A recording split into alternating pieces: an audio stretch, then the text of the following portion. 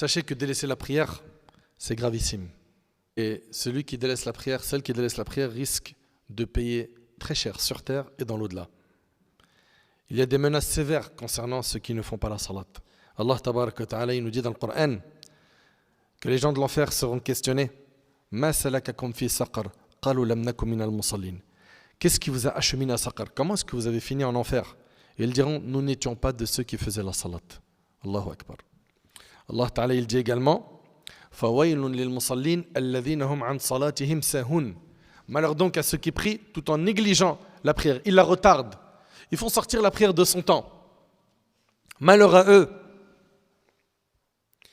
Et Allah Ta'ala, il dit dans Sourate Maryam, فَخَلَفَ مِنْ بَعْدِهِمْ خَلْفٌ أَضَاعُوا الصَّلَاةَ وَاتَّبَعُوا الشَّهَوَاتِ فَسَوْفَ يَلْقَوْنَ غَيًّا.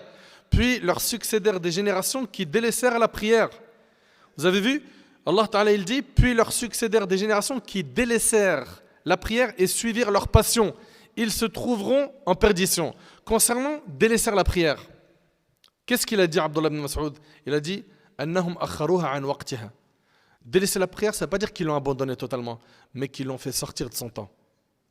Donc Allah, il parle d'eux. فَسَوْفَ يَلْقَوْنَ غَيًّا. Ils finiront en perdition. Al-Ghayy, ça a été traduit par perdition. Mais vous savez, c'est quoi le Ghayy?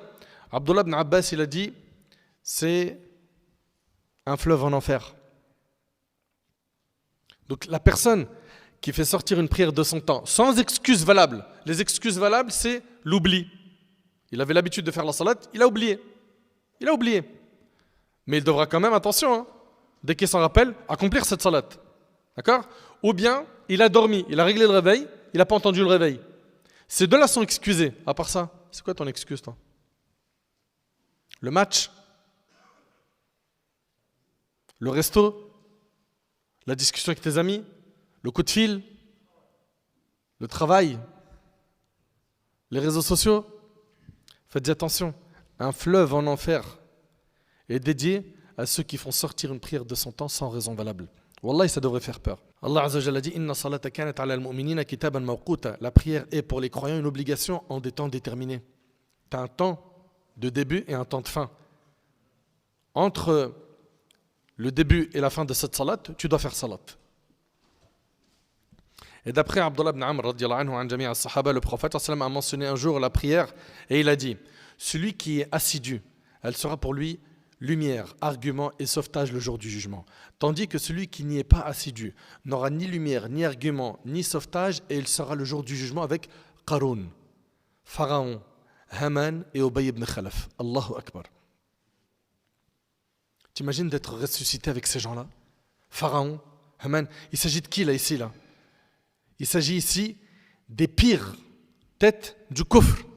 Et ce hadith-là, il est rapporté par l'imam Ahmed et il a été authentifié par Ahmed Shakir et Sheikh Shu'aib al-Arnaout, rahimahumullah.